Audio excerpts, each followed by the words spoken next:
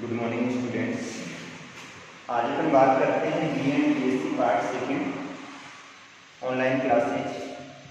अपना टॉपिक चल रहा था जनसंख्या वितरण प्रारूप।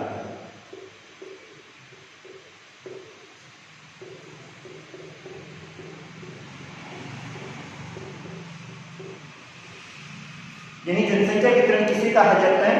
तो किसी क्षेत्र विशेष में जो लोग निवास करते हैं उनके धरातलीय क्षेत्र पर स्थिति किस प्रकार पाई जाती है, अतः धरातलीय क्षेत्र पर उनका वितरण किस प्रकार पाया जाता है, भूपृष्ठ पे वो लोग किस प्रकार से फैले थे। इसके अंतर्गत अपन ने दो क्षेत्रों का अध्ययन किया था। एक अपना वास्तविक क्षेत्र था और दूसरा अपना अवास्तविक क्षेत्र। वास्तविक क्षेत्र को अपन ने किसे कहा था? मानव द्वारा स्थायी रूप से निवासित क्षेत्र, जहां पर लोग निवास करते हैं। तो मानव द्वारा स्थायी रूप से निवासित क्षेत्र क्या कहलाता है? वास्तविक क्षेत्र। अब इसमें अपन यह अध्ययन किया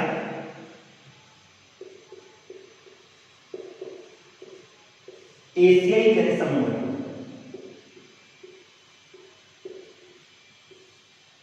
एशियाई जनसमूह की बात करें तो एशियाई जनसमूह 10 डिग्री से लेकर 40 डिग्री उत्तरी अक्षांश के मध्य फैला हुआ है, अर्थात ये वाला एक ऐसे क्षेत्र के मध्य फैला हुआ है जहां पर मानव निवास हेतु अनुकूलतम दशाएं पाई जाती है। सबसे बड़े महामानव समूह के अंतर्गत आता है जन समूह भी कहा जाता है और महामानव समूह भी कहा जाता है। विश्व का सबसे बड़ा महामानव समूह है। इसके अंतर्गत दो देश आते हैं मुख्य, जिनमें एक आता है पृष्ठ स्थान पे चीन आता है, सेकंड स्थान पे भारत आता है। इसके साथ में अपन अध्ययन करेंगे जापान का अध्ययन करेंगे। यहाँ का अध्ययन करें तो यहाँ पर चावल की कृषि की जाती है, और चावल की कृषि की बात करें तो चावल की कृषि में भरण पोषण की क्षमता अधिक पाई जाती है। भरण पोषण से मतलब होता है अत्यधिक मात्रा में लोगों के लिए खाद्यान्न सामग्री उपलब्ध करवाता है। अतः ये यहाँ की मुख्य फसल है, और मुख्य फसल होने के कारण से यहाँ की सभ्यता को क्या कहा जाता है? चावल की सभ्यता भी कहा जाता है। काप मिट्टी पाई जाती है, अतः यहाँ की सभ्यता को क्या कहा जाता है? काप की सभ्यता भी कहा जाता है। अब अपन सबसे पहले अध्ययन कर रहे हैं चीन का। चीन की बात करें तो चीन में विश्व की 20.7% जनसंख्या निवास करती है। चीन का अपन अध्ययन करें तो अकेले चीन में विश्व की 20.7% जनसंख्या निवास करती है, और इसका भी 64% जो भाग है वो कहाँ निवास करता है? गांवों में निवास करता है। संपूर्ण विश्व का अध्ययन करें तो संपूर्ण विश्व की 20.7% जनसंख्या अकेले चीन में निवास करती है, और उसका 64% भाग कहाँ पर निवास करता है? गांवों में निवास करता है। अब चीन की बात करें तो चीन में सर्वाधिक जो जनसंख्या निवास करती है वो यांगत्से है,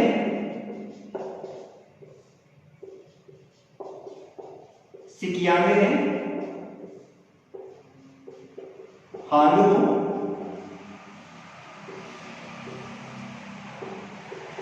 और जेचुआन वैसी। चीन की जो सर्वाधिक जनसंख्या निवास करती है ये तीनों तो नदी वाले क्षेत्र में, यांगत्से और सिकियांग दोनों जहां पर मिल जाती है वो हो जाता है यांगत्से सिकियांग का मैदान। इसके अलावा हांगो के मैदानी क्षेत्र में जेचुआन वैसी, यहाँ पर कृषि हेतु अनुकूलतम दशाएं अधिक पाई जाती है, अतः चीन की अधिकांश जनसंख्या इन्हीं क्षेत्रों में निवास करती है। यहाँ पर जो सर्वाधिक जनसंख्या इसके अलावा संघाई वाले क्षेत्र में निवास करती है। बीजिंग जो कि क्या है? चीन की राजधानी है, वहां पर निवास करती है। इन क्षेत्रों का अध्ययन करें तो यहाँ पर अधिकांश कृषि हेतु अनुकूलतम दशाएं पाई जाती है, लेकिन बड़े नगरीय क्षेत्र भी पाए जाते हैं। अतः यहाँ पर नानकिंग और कैंटन, कौन कौन से? एक नानकिंग वाला आ गया, एक कैंटन वाला क्षेत्र आ गया। यहाँ पर यह नगरीय क्षेत्र है और यहाँ पर नगरों की स्थापना हुई है, क्योंकि यहाँ पर उद्योग पाए जाते हैं। इन्हीं क्षेत्रों का अध्ययन करें तो यहाँ का जनसंख्या घनत्व 2000 व्यक्ति प्रति वर्ग किलोमीटर पाया जाता है। कितना है? 2000 व्यक्ति प्रति वर्ग किलोमीटर पाया जाता है, क्योंकि यहाँ पर उद्योगों की स्थापना अधिक हुई है और उद्योग लोगों को द्वितीय श्रेणी का रोजगार उपलब्ध करवाने के कारण से यहाँ पर जनसंख्या घनत्व क्या पाया जाता है? अधिक पाया जाता है। संपूर्ण चीन की जनसंख्या घनत्व की बात करें तो चीन का जो जनसंख्या घनत्व पाया जाता है वो है 133 व्यक्ति। क्या है? 133 व्यक्ति प्रति वर्ग किलोमीटर, अर्थात एक वर्ग किलोमीटर में कितने व्यक्ति निवास करते हैं? 133 व्यक्ति निवास करते हैं। जनसंख्या की दृष्टि से चीन का कौन सा स्थान आ रहा है? पहला स्थान आ रहा है। दूसरी बात करते हैं अपन जापान।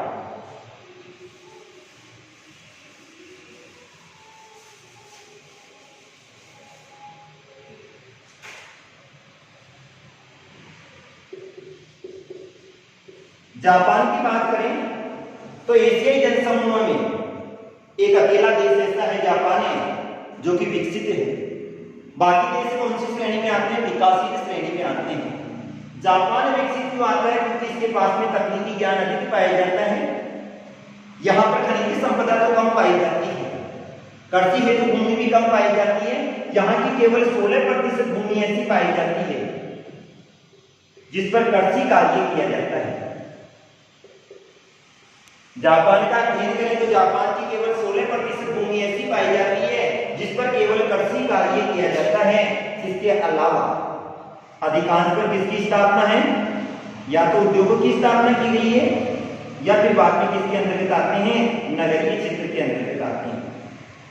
या तो उद्योगों की स्थापना की गई है या फिर बाद में किसके अंतर्गत आते हैं? नगरीय क्षेत्र के अंतर्गत आते हैं। और नगरीय क्षेत्र के अंतर्गत आने के कारण से यहाँ का विकास अधिक हुआ है, अतः जापान को किसकी श्रेणी में लिया जाता है? विकसित राष्ट्र की श्रेणी में लिया जाता है। यहाँ पर खनिज संपदा कम पाई जाती है, अतः ये लोग खनिजों का तो आयात करते हैं। खनिजों का क्या करते हैं? आयात करते हैं, जबकि विनिर्मित वस्तु का क्या करते हैं? निर्यात करते हैं। और विनिर्मित वस्तु का निर्यात करने के कारण से यहाँ की जो अर्थव्यवस्था है वो सुदृढ़ आती है, और अर्थव्यवस्था सुदृढ़ होने के कारण से इसका विकास क्या हुआ है? अधिक हुआ है। यहाँ की 78% जनसंख्या कहाँ पर निवास करती है? नगरों में निवास करती है। बाकी जनसंख्या तो ग्रामीण क्षेत्र में निवास करती है, लेकिन यहाँ की 78% जनसंख्या है वो कहाँ पर निवास करती है? नगरों में निवास करती है, क्योंकि ये लोग कृषि कार्य कम करते हैं। यहाँ पर निवासित जो जनसंख्या है उस जनसंख्या का अधिकांश भाग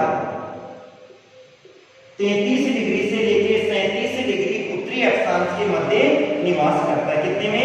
33 से लेकर 37 डिग्री उत्तरी अक्षांश, नॉर्थ में आ जाएगा, उत्तरी अक्षांश के मध्य निवास करता है।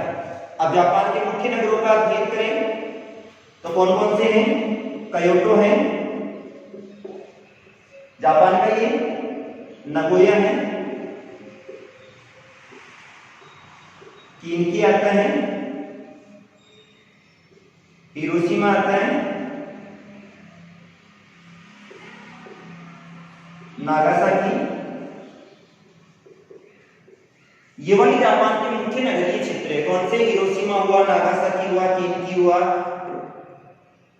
टोक्यो हुआ। टोक्यो यहाँ का मुख्य नगर है और विश्व के नगरीय क्षेत्र के अंतर्गत आता है।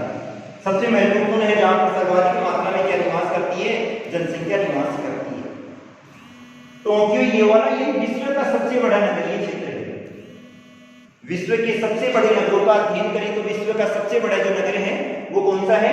टोक्यो। तो टोक्यो विश्व का क्या है? सबसे बड़ा नगर है।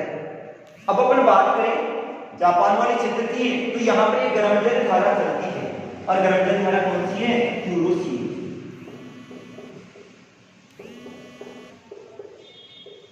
जापान तटवर्ती क्षेत्र में स्थित है और यहाँ पर एक गर्म जल धारा चलती है। कौन सी? क्यूरो सी वो चलती है।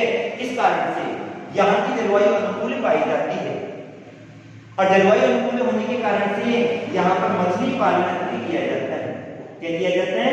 मछली पालन अधिक किया जाता है। तो जापान की बात करें तो यहाँ की 16% भूमि पर कृषि कार्य किया जाता है।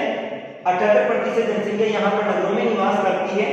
यहाँ पर उद्योगों का विकास अधिक हुआ है, नगरीय क्षेत्र अधिक पाए जाते हैं क्योंकि यहाँ पर तकनीकी ज्ञान अधिक पाया जाता है।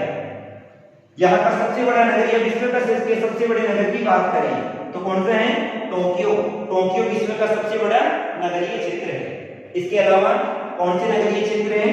क्योटो है, नागोया है, किंकी है, हिरोशिमा और नागासाकी। ये किसके अंतर्गत आते हैं? नगरीय क्षेत्रों के अंतर्गत आते हैं। अब अपन बात करते हैं तीसरे नंबर पे अपना आता है भारत।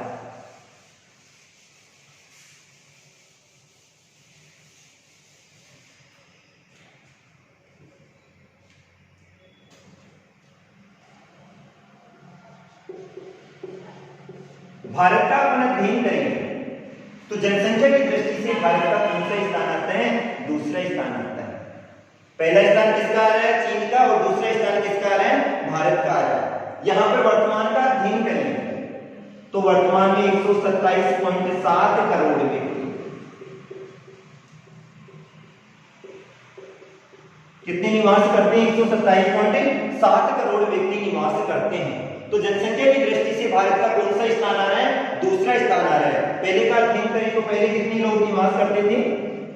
102 करोड़ व्यक्ति निवास करते थे, और वर्तमान में कितने कर रहे हैं? 127.7 करोड़ व्यक्ति निवास कर रहे हैं। भारत का अध्ययन करें तो भारत की 75% जनसंख्या कहां पर निवास करती है? नदी बेसिनों में निवास करती है। और भारत के नदी बेसिनों का अध्ययन करें तो कौन कौन से आते हैं? सबसे मुख्य आता है सतलज, गंगा और ब्रह्मपुत्र। सतलज, गंगा और ब्रह्मपुत्र का मैदानी क्षेत्र है जहां पर भारत की सर्वाधिक जनसंख्या निवास करती है। बात इसका विश्व के संदर्भ में करें तो विश्व की सबसे सघनतम जनसंख्या है वो कहां पे निवास करती है? सतलज, गंगा और ब्रह्मपुत्र के मैदानी क्षेत्रों में निवास करती है। तो यह केवल जनसंख्या कहां निवास कर रही है? नदी बेसिनों में निवास कर रही है। अब भारत में जनसंख्या सबसे कम कहां निवास कर रही है? तो भारत से अपन अध्ययन करें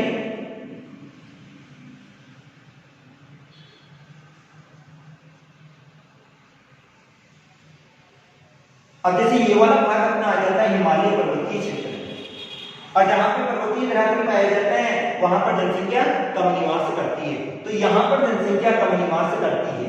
दूसरी ओर इधर वाले भाग में अध्ययन करें तो राजस्थान का थार मरुस्थलीय क्षेत्र आ जाता है। कौन सा? राजस्थान का थार मरुस्थलीय क्षेत्र। तो इन क्षेत्रों में भी जनसंख्या कम निवास करती है। इस प्रदेश में आ जाएगा सतलज, गंगा और ब्रह्मपुत्र का मैदानी प्रदेश है। तो जहां पे सतलज, गंगा और ब्रह्मपुत्र का मैदानी प्रदेश पाया जाता है वहां पे सर्वाधिक जनसंख्या निवास करती है। सर्वाधिक जनसंख्या इन क्षेत्रों में क्यों निवास करती है? क्योंकि यहाँ पर नदियों के द्वारा लाई गई काप मिट्टी पाई जाती है, और भारत की अधिकांश जनसंख्या कौन से व्यवसाय में लगी हुई है? कृषि व्यवसाय में लगी हुई है। कृषि व्यवसाय में लगे होने के कारण से यहाँ पर जनसंख्या अधिक निवास करती है।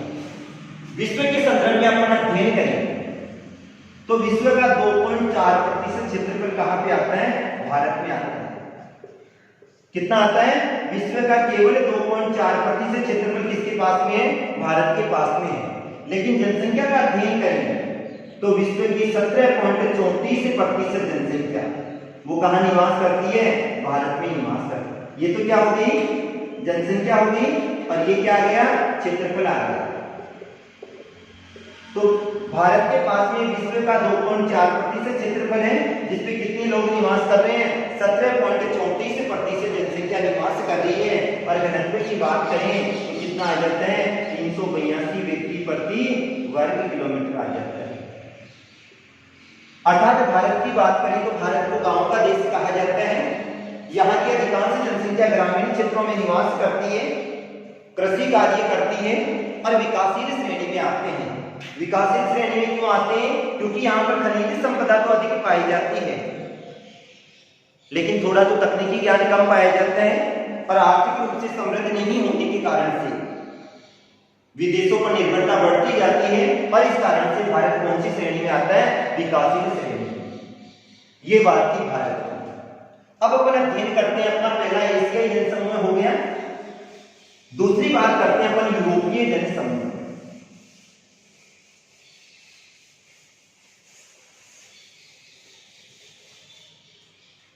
दूसरा अपना आता है, पहला ये हो गया।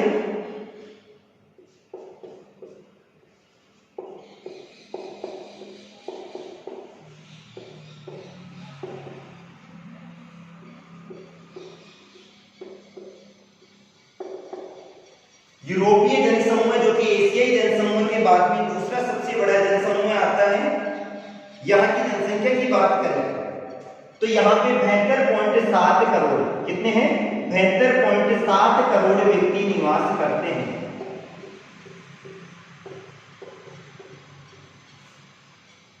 यूरोपीय जनसमूह की बात करें तो एशियाई जनसमूह के बाद में दूसरा सबसे बड़ा जो जनसमूह है वो कौन सा आता है? यूरोपीय जनसमूह आता है। और यहाँ पर विश्व की कितनी जनसंख्या निवास करती है? 72.7 करोड़ जनसंख्या निवास करती है, जो कि संपूर्ण विश्व की कितने प्रतिशत है? 12% है। कितने प्रतिशत है? 12% है। अर्थात यहाँ पर जनसंख्या कितनी निवास कर रही है? 72.7 करोड़ जनसंख्या निवास कर रही है, जो कि संपूर्ण विश्व के कितने प्रतिशत है? 12% है। अर्थात अकेले यूरोपीय जनसमूह में विश्व की 12% जनसंख्या निवास कर रही है।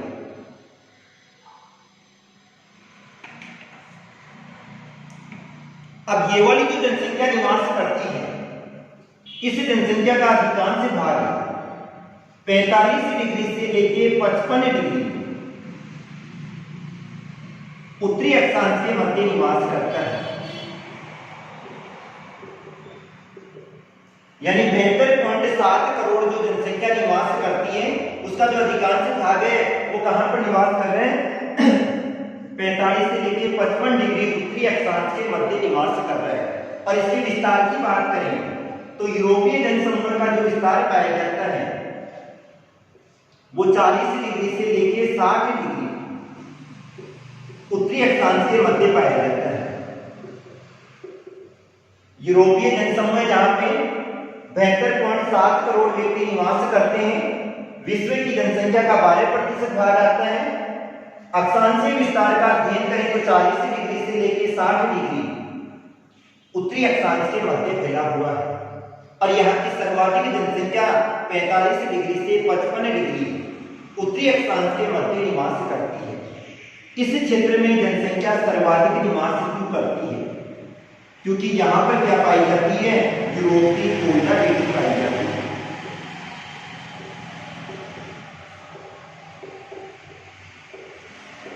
क्या पाई जाती है? यूरोपीय कोयला पेटी पाई जाती है।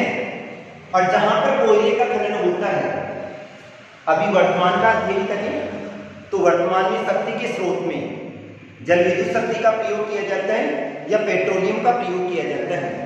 लेकिन प्राचीन काल का अध्ययन करें तो शक्ति के साधन के रूप में कोयले का प्रयोग होता था और कोयला वजन में अत्यंत भारी होता था। ताप देने की क्षमता भी कम पाई जाती थी, वजन में भी भारी होता था, अतः इसकी परिवहन लागत क्या आती थी? अधिक आती थी। और जब इसकी परिवहन लागत अधिक आती थी तो इसको एक स्थान से दूसरे स्थान पर ले जाना क्या होता था? महंगा पड़ता था। अतः जिस स्थान पे कोयला निकलता था वहीं पर उद्योगों की स्थापना होती थी। और यूरोपीय जनसमूह को औद्योगिक जनसमूह कहा जाता है। क्या कहा जाता है?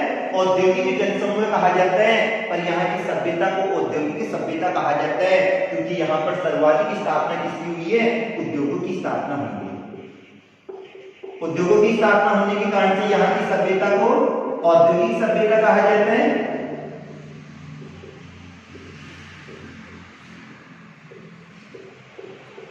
तो 45 डिग्री से लेकर 55 डिग्री उत्तरी अक्षांश के मध्य यूरोप की क्या पाई जाती है? कोयला पेटी पाई जाती है। और यहाँ पर उद्योगों की स्थापना अधिक हुई है, अतः यहाँ की अधिकांश जनसंख्या इन्हीं क्षेत्रों में निवास करती है। 50 डिग्री अक्षांश के पास वाला जो क्षेत्र है, 50 डिग्री अक्षांश वाले क्षेत्र को यूरोपीय जनसंख्या की दूरी कहा जाता है। क्या कहा जाता है? यूरोपीय जनसंख्या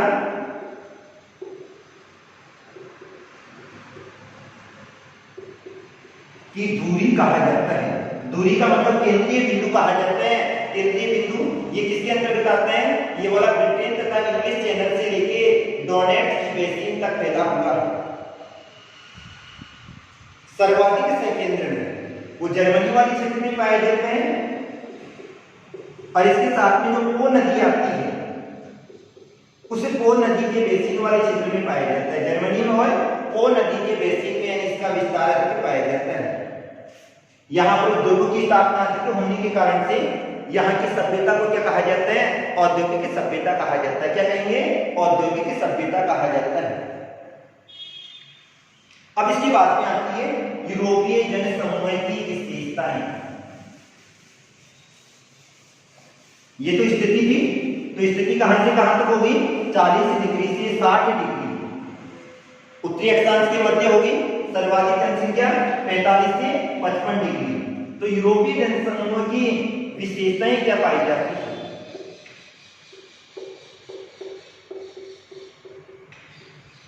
सबसे पहली बात करें अपन, यूरोप की अधिकांश जनसंख्या समतल मैदानी क्षेत्रों में निवास करती है। यूरोप की जनसंख्या का जो केंद्र पाया जाता है, सर्वाधिक जनसंख्या कहां निवास करती है? तो सर्वाधिक जो जनसंख्या निवास करती है वो कहां करती है? समतल मैदानी क्षेत्रों में निवास करती है। क्योंकि समतल मैदानी क्षेत्रों में निवासी हेतु अनुकूलतम दशाएं क्या पाई जाती है? अधिक पाई जाती है। अतः यहाँ पे अधिकांश जनसंख्या समतल मैदानी क्षेत्रों में निवास करती है। यहाँ की जो जलवायु का अध्ययन करेंगे तो जैसे भारत की जलवायु को क्या थी? एशियाई जनसमूह की मानसूनी थी, और यहाँ की जलवायु को समशीतोष्ण पाई जाती है। कैसी पाई जाती है?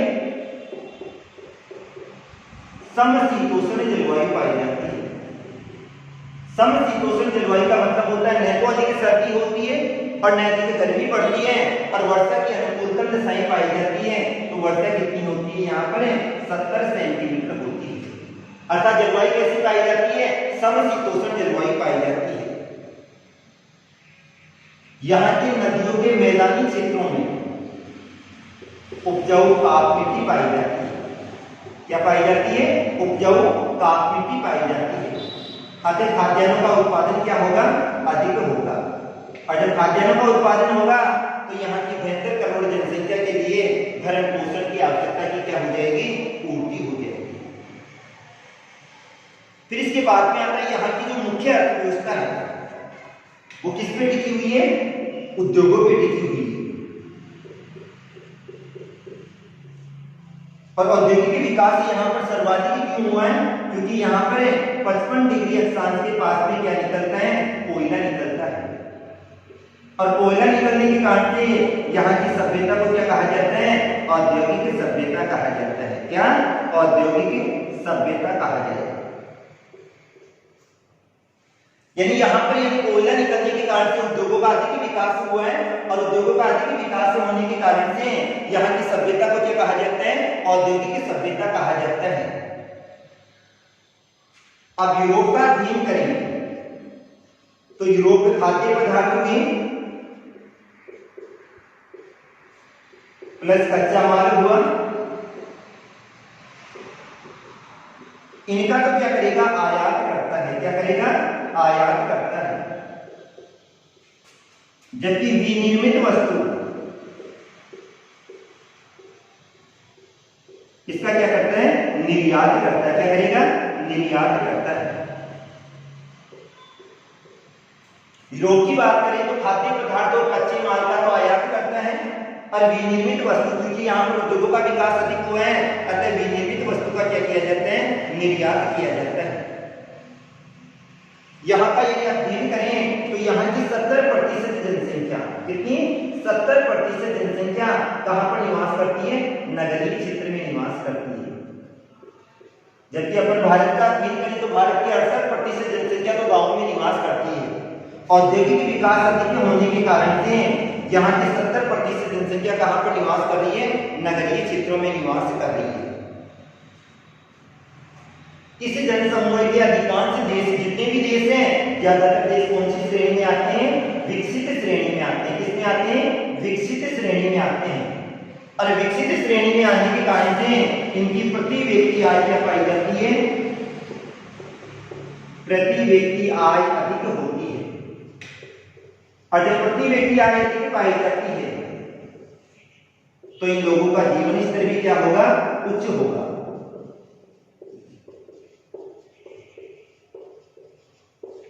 यूरोपीय जनसमूह की अपन बात कर रहे हैं। यूरोपीय जनसमूह की जो विशेषताएं पाई जाती है, तो सबसे पहले आती है यहाँ की अधिकांश जनसंख्या समतल मैदानी क्षेत्रों में निवास करती है। यहाँ की जो जलवायु होती है वो मानव निवास हेतु अनुकूल होती है। और कौन सी जलवायु पाई जाती है? समशीतोष्ण जलवायु पाई जाती है, जहां पर औसत वर्षा 70 सेंटीमीटर होती है। कितनी होती है? 70 सेंटीमीटर होती है। यहाँ नदियों के द्वारा लाई गई ताप मिट्टी पाई जाती है और ताप मिट्टी में खाद्यान्नों का उत्पादन अधिक होता है, अतः यहाँ के लोगों का भरण पोषण आसानी से हो जाता है। उद्योगों का विकास अधिक होने के कारण से यहाँ की सभ्यता को औद्योगिक सभ्यता कहा जाता है और 55 डिग्री अक्षांश के पास में कोयला पाया जाता है, अतः यहाँ पर यह उद्योगों का विकास क्या हुआ है? अधिक हुआ है। यूरोपीय खाद्य पदार्थ और कच्चे माल का जो क्या करता है? आयात करता है, जबकि विनिर्मित जो वस्तुएं होती है, विनिर्मित का मतलब होता है प्राकृतिक व्यवसाय से प्राप्त कच्चे माल को मनुष्य अपनी बुद्धि के द्वारा, शारीरिक श्रम के द्वारा या यांत्रिक शक्ति के द्वारा विशिष्ट गुण या आकार वाली वस्तु में परिवर्तित करता है, तो इसे क्या कहा जाता है? विनिर्मित कहा जाता है। तो इन वस्तुओं का क्या करता है? निर्यात करता है। यहाँ की 70% जनसंख्या कहाँ निवास करती है? नगरीय क्षेत्रों में निवास करती है। और यूरोपीय जनसमूह के अधिकांश देश कौन सी श्रेणी में आते हैं? विकसित श्रेणी में आते हैं। कौन सी में? विकसित श्रेणी में आते हैं। यहाँ का अध्ययन करें तो प्रति व्यक्ति आय भी अधिक पाई जाती है और जीवन स्तर भी क्या पाया जाता है? उच्च पाया जाता है। और जीवन स्तर उच्च होने के कारण से ये कौन सी श्रेणी में आते हैं? विकसित श्रेणी में आते हैं। अब इसमें देश कौन कौन से आते हैं? मुख्य देश कौन कौन से?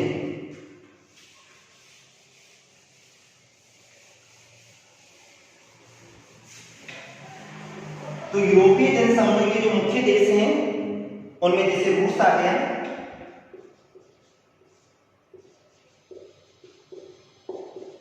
रूस भी आएगा, जर्मनी भी आ जाएगा, ग्रेट ब्रिटेन आ गया,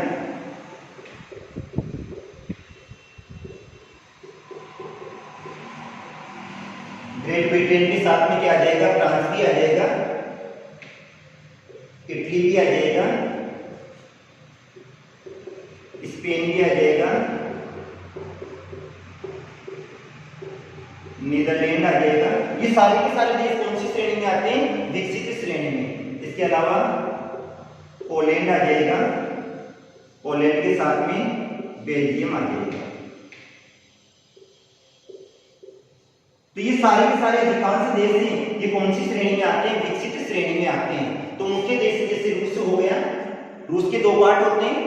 अगर एशिया वाला रूस है जब तो साइबेरिया कहा जाएगा, और दूसरा यूरोपीय रूस आ जाएगा, जर्मनी आ गया, Great Britain, France, Italy, Spain, Netherland, Poland और बेल्जियम आ जाता है। अब यहाँ पर यानी जो सर्वाधिक जनसंख्या संकेंद्रण है वो कहाँ पर पाया जाता है?